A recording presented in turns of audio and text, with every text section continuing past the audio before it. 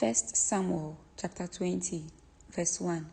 David now fled from Naioth in Ramah and found Jonathan. "What have I done?" he exclaimed. "What is my crime?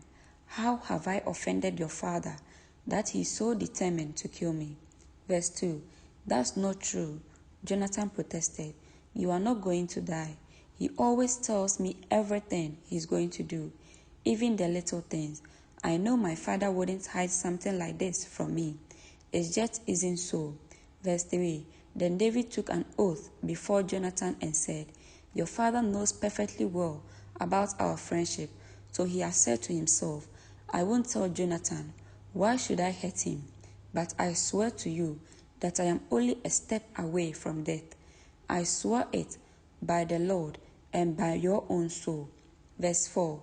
"Tell me what I can do to help you," Jonathan exclaimed. Verse 5. David replied, "Tomorrow we celebrate the new moon festival.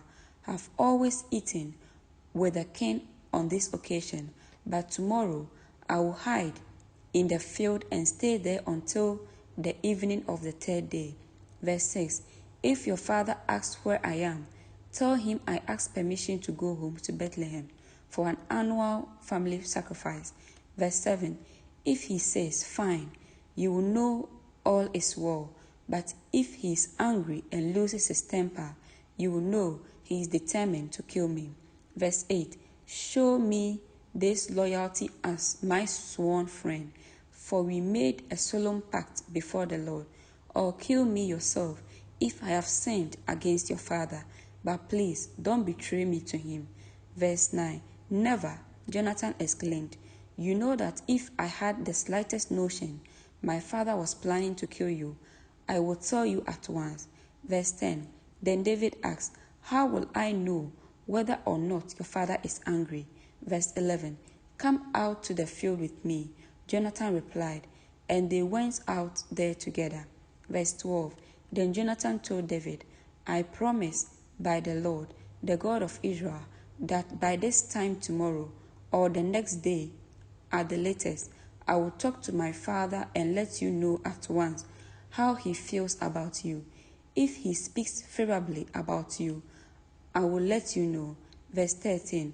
"But if he is angry and wants you killed, may the Lord strike me and even kill me if I don't warn you so you can escape and live. May the Lord be with you as he used to be with my father." Verse 14. "And may you treat me with the faithful love of the Lord as long as I live. But if I die," verse 15, "treat my family with this faithful love, even when the Lord destroys all your enemies from the face of the earth." Verse 16. So Jonathan made a solemn pact with David, saying, "May the Lord destroy all your enemies." Verse 17. And Jonathan made David reaffirm his vow of friendship again, for Jonathan loved David as he loved himself. Verse 18. Then Jonathan said, "Tomorrow we celebrate the new moon festival. You will be missed when your place at the table is empty." Verse 19. That day after tomorrow, toward evening, go to the place where you hid before and wait there by the stone pile. Verse 20. I will come out and shoot 3 arrows to the side of the stone pile, as though I were shooting at a target. Verse 21. Then I will send a boy to bring the arrows back. But if you hear me tell him, they are on this side, then you will know, as surely as the Lord lives, that all is well and there is no trouble. Verse 22. But if I tell him, go further, the arrows are still ahead of you, then it will mean that you must leave immediately, for the Lord is sending you away. Verse 23. And may the Lord make us keep our promises to each other, for he has witnessed them. Verse 24. So David hid himself in the field, and when the new moon festival began, the king sat down to eat. Verse 25. He sat at his usual place against the wall, with Jonathan sitting opposite him and Abner beside him. But David's place was empty. Verse 26. Saul didn't say anything about it that day, for he said to himself, something must have made David ceremonially unclean. Verse 27. But when David's place was empty again the next day, Saul asked Jonathan, why hasn't the son of Jesse been here for the meal either yesterday or today? Verse 28. Jonathan replied, David earnestly asked me if he could go to Bethlehem. Verse 29. He said, please let me go, for we are having a family sacrifice.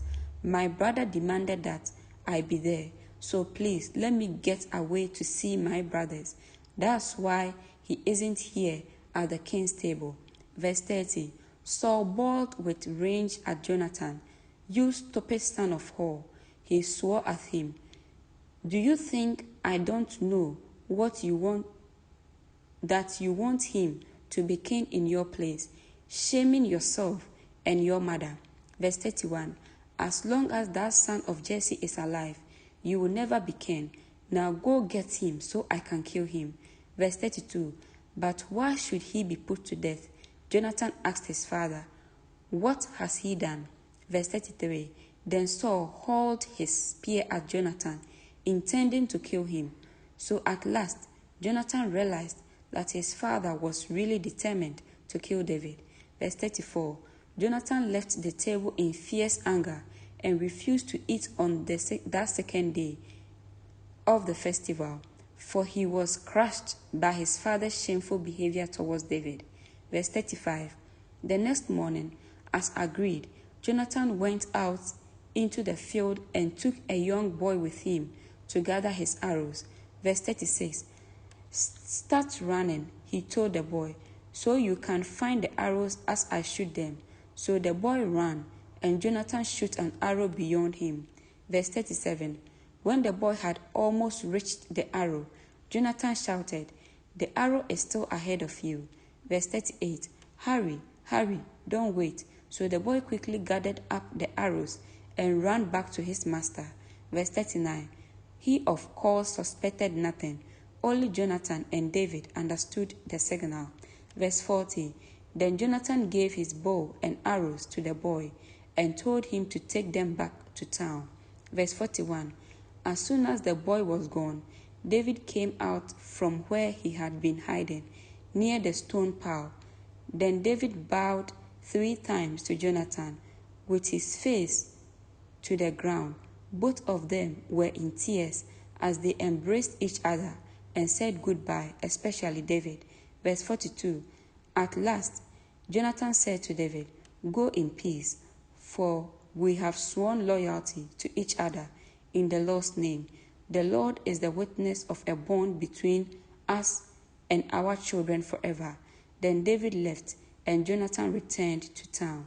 Amen.